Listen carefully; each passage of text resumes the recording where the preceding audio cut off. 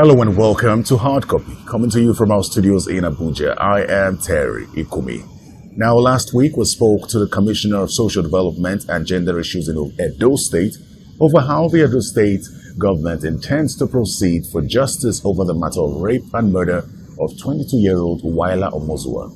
Now, it turns out that the outrage of women and men seeking justice for recent victims of rape and even murder, such as Vera, Jennifer, Barakat Bello, and Tina Ezekwe haven't gone unnoticed, as this week the Federal Executive Council, the Nigerian Governors Forum, and the National Agency for the Prohibition of Trafficking in Persons, NAPTIP, all spoke up on the matter with an agenda for how they plan to deal with the problem. The federal government plans to exert pressure on the state governments to pass the Violence Against Persons Prohibition Act, but it looks like they can save the pressure, as the Nigerian Governors Forum is already asking its member governors who are yet to pass the VAP Act to do so, while also declaring a state of emergency around the issue. Now, NAPTIP is also calling for special court for rape victims and is threatening to sue those who justify rape in any way. So a lot of talk, it seems, but given the state of our institutions and the different codes of justice operated in different parts of the country, what are the concretes that Nigerians can really push for?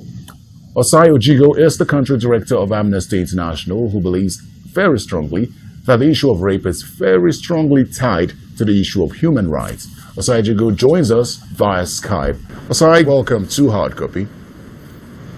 Thanks for having me. I think it's just fair to start this conversation from mental health. What do you make of the rape cases, the surge in rape cases so far?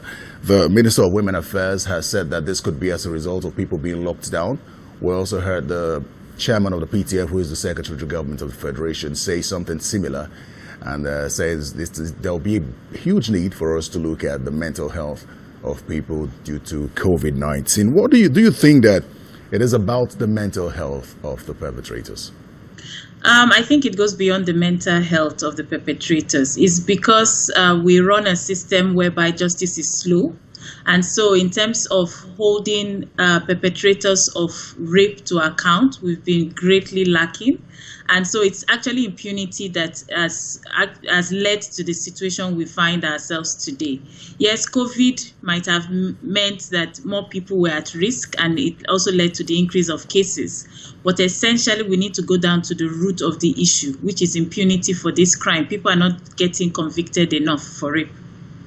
Now, when we talk about conviction, it seems like there's some progress, if we may say so. The Attorney General of the Federation is now setting up a gender-based violence management committee to address all forms of violence, particularly against women and children in the country. What reforms do you think that this committee should be pushing for? First of all, it's really good that the government has lived up to its responsibility to respond to the calls by organizations like ourselves, women's groups and activists to declare a state of emergency. So that's really good that they are taking this on board.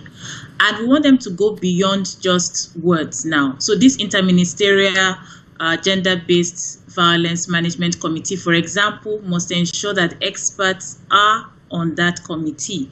By all means, we need the political will solve. Because representation of various relevant ministries should be there. But one thing that has been lacking, particularly, is understand rape, those who understand gender sensitivity, those who are child cases, and those who have experience in managing cases of victims and survivors over the years, whether it's in civil society, in the health sector, should be on that committee, so that they have the right information and the right technical expertise in order to carry out their functions. Beyond calling for reforms of the laws, it's important that first and foremost that they ensure that all laws currently now, because yes, we have rape even in our criminal law, is the punishments that differ depending on whether the Violence Against Persons Prohibition Act has been domesticated in a particular state. But one instant thing they can do in terms of reforming the law is to change child defilement cases to statutory rape. I think giving it a stronger definition will also address the issues of child violations we are seeing increasing day by day. Calling it defilement also stigmatizes the victim, but calling it rape would shift sufficiently the burden on the perpetrator, and would also require stronger and firmer punishment as well. Well, when you speak of punishment, we do understand that there are different codes of justice operated in different parts of the country. How hopeful are you that we can come to a consensus as far as justice for victims of rape is concerned? The best way is to ensure that investigations are done well. You see, the challenge we have is that even the laws, there are laws all over Nigeria that prohibit and punish rape, albeit that they have different sentences. Some range from 2 years to life imprisonment. But the problem is we're not getting enough convictions to even punish the perpetrators. So on the one hand, we support the domestication of the Violence Against Persons Prohibition Act in all the states, because that gives stronger punishment. It's up to life imprisonment. Minimum sentencing is 12 years.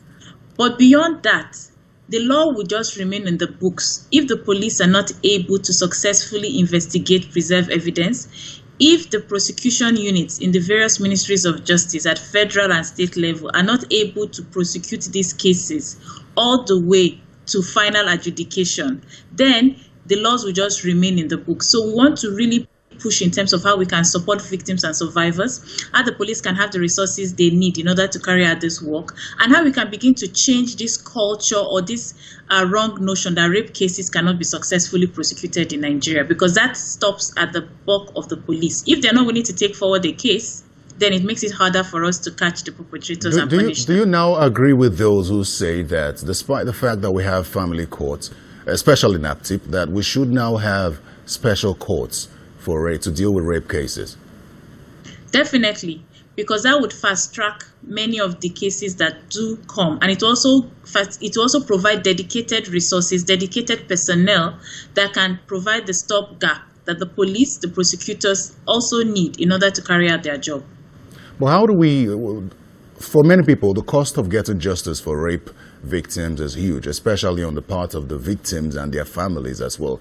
How do you think we can go about this in a way that, to a great extent, the victims of rape do not get to even pay a dime or just get justice at least? Naturally, because the crime of rape is an offense against the state. So the state prosecutes, and so the state should facilitate. The challenge we are seeing is a situation where the police, for example, complains about underfunding, and so then ask the victims that if you want justice, then you need to pay for it. And that is why it's very crucial that this Interministerial Gender-Based Violence Management Committee that the AGF has proposed should have on board people from the relevant ministries, including the police. The police was not mentioned in that committee, so that the resources that they need can be appropriated and fixed, so that police can stop asking victims to provide this money, because it's the state that is supposed to provide. In addition, the state should find ways through which it can support existing shelters. Right now, we don't have enough shelters in Nigeria that can provide psychosocial and also reprieve for victims and survivors of violence. They can only do that if they allocate monies to that. So on the one hand, you want to be able to bring victims and facilitate their participation in the court hearings. On the other hand, you want to provide an enabling environment whereby they can share their information. All this is going to cost time and also financial resources. So we are calling on the government to put their money where their mouth is, to ensure that these services are funded, and most importantly, that the resources are transparently provided, so that civil society can also monitor it and ensure that these cases are getting the attention that they deserve. Also, you talked about the resources that the police will need to successfully prosecute, investigate rape cases. What resources are you talking about? So we're talking about specialized technical expertise, so knowledge, resources, training, and retraining. We're talking about money in order to fuel their vehicles, because they will need to move to the scenes of the crime. They will need to interview witnesses. They will need to provide services such as equipment that they can use to preserve evidence when they do collect it. They will need to also ensure that they can support victims and their families by taking them to healthcare centers when they need to be tested, and when they need to go to court. That will now fall on the court and the Ministry of Justice to ensure that there's a pot of money kept aside to facilitate the attendance of victims and their families and witnesses in court. All right, let's go. So it's a whole. Let's go to the state governors now. We've seen them say that they want to take extra steps. We know that they declared a state of emergency on Thursday, saying that sexual and gender-based violence is no longer going to be accepted in this country. And they pledged their commitment to ensure that offenders will face the full weight of the law.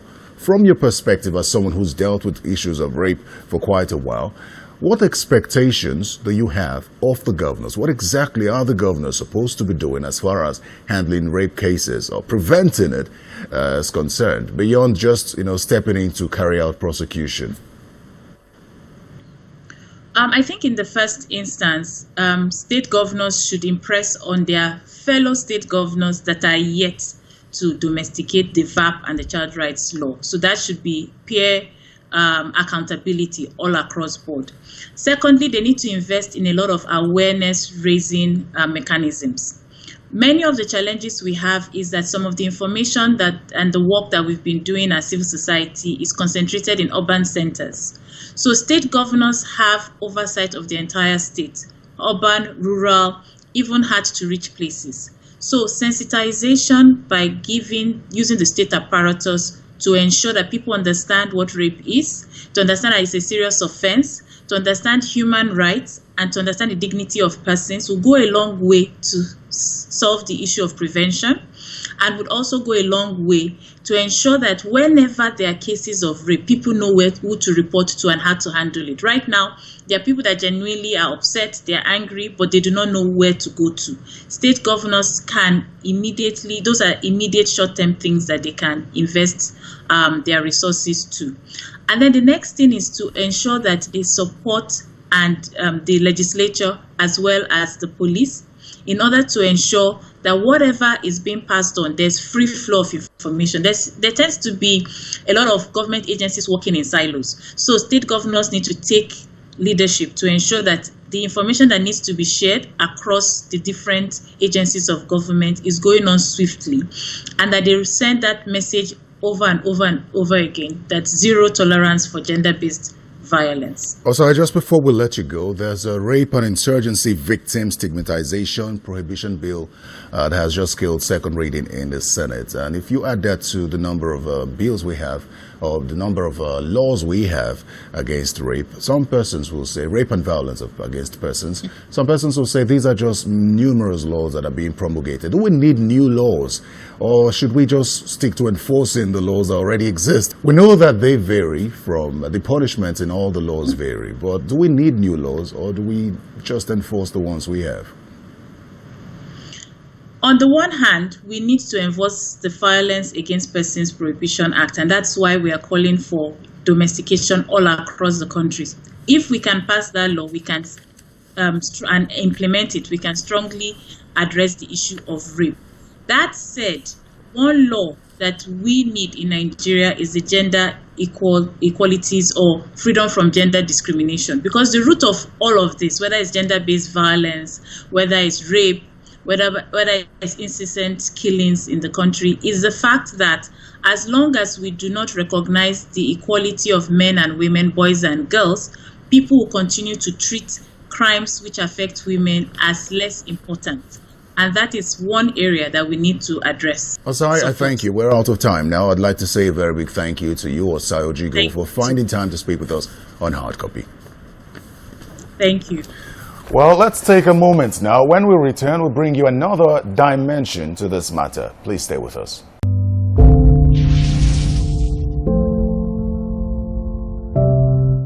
Welcome back. Rape is a violent crime against whomever it is committed against, but people, especially women in situations of conflict, are particularly vulnerable, and there are peculiar challenges that makes access to justice for them particularly difficult. In the northeast of Nigeria, where a raging conflict against Boko Haram insurgents have been been on over a decade. Women and girls caught in that conflict have been particularly vulnerable, and there has been advocacy that the terms upon which these women obtain justice should be different to that obtainable in normal situations. Now, last year on this program, we had the honor of speaking with Nobel laureate Dr. Dennis MUKWEGE, who's not only dedicated his life's work to repairing women who have been forcefully violated in conflict, but also demanding justice for them.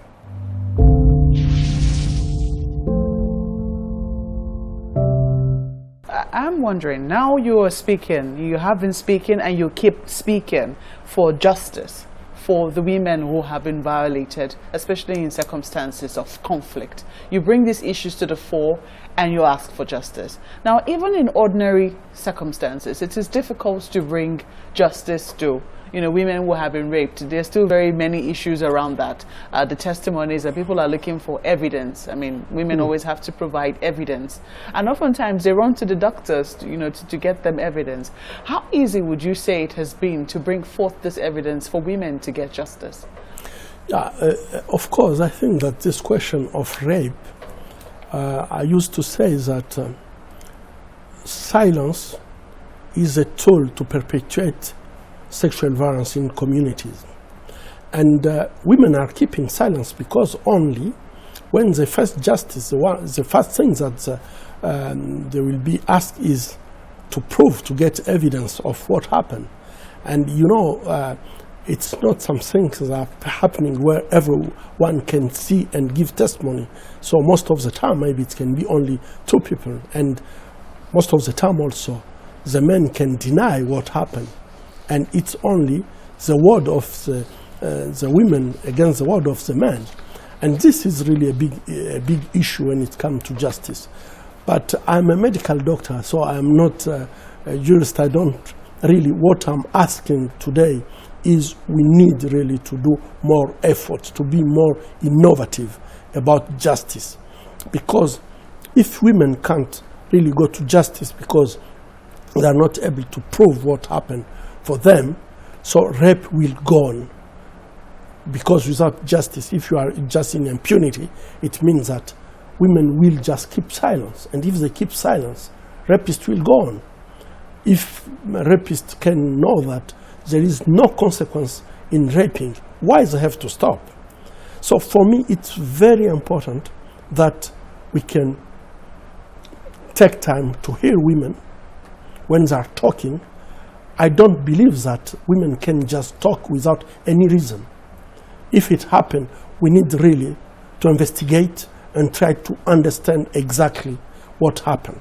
Because I don't really believe that women can just be lying about this question, which is a terrible question. I have met many women who went through this terrible experience. And what I can say is that it's a deep wound in all of them. And it's not only in Africa. I was in Asia, I was in America, and talking with women who were victims of sexual violence, you can just feel that all of them have the same language. And this language is, when it happened for me, I just have a feeling that I don't exist at all as a human. And this is terrible. If you can lose this feeling to be a human because someone dehumanize, humiliate you, and this man is just free because you can't get a proof. I think that all your life can be destroyed in this way. So my point of view, in a peacetime, we should work a lot because we know that what is happening in wartime is what we are experiencing in the peacetime. Even if in Abuja there is no war, but there are many women who are victims of gender-based violence. And I think that we need to address this question. And to address it, I don't see another way to do it if we can't address it by justice. And if justice has to be efficient, we need to be innovative on this question.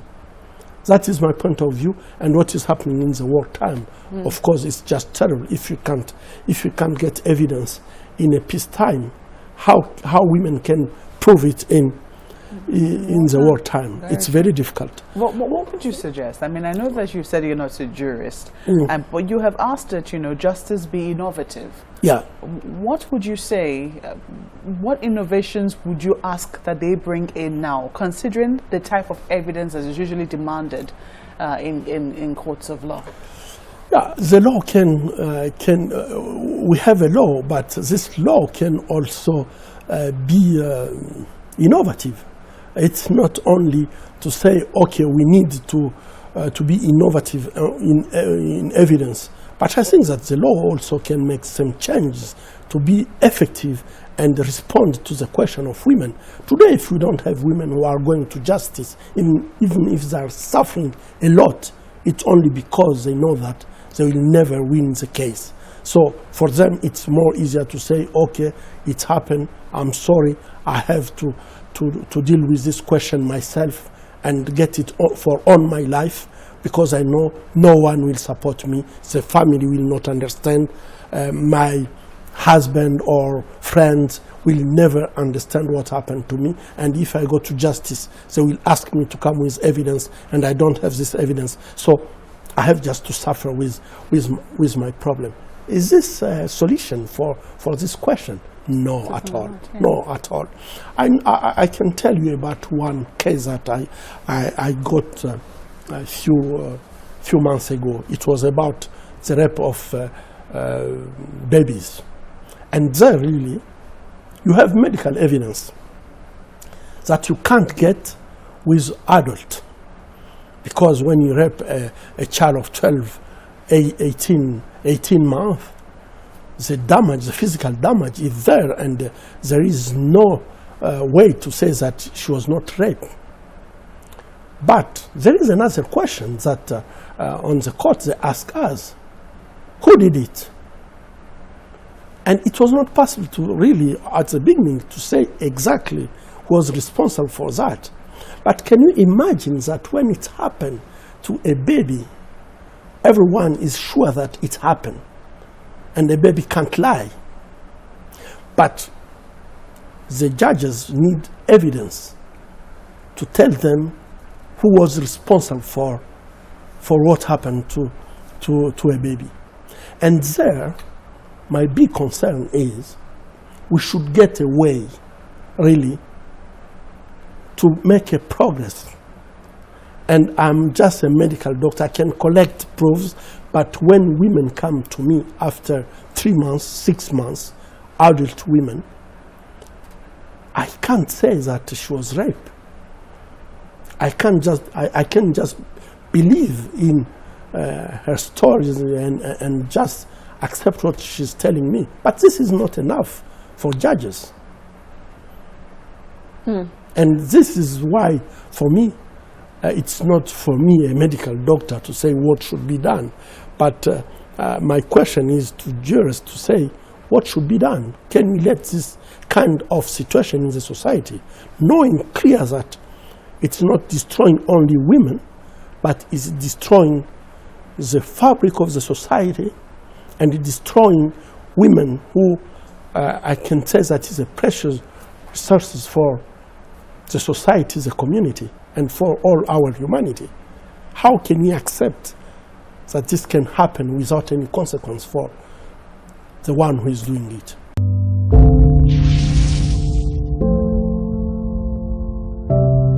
We all can be Dr. MUKWEGE in our own little way by raising our voices for the vulnerable in society and pushing for a positive change in areas where it's needed.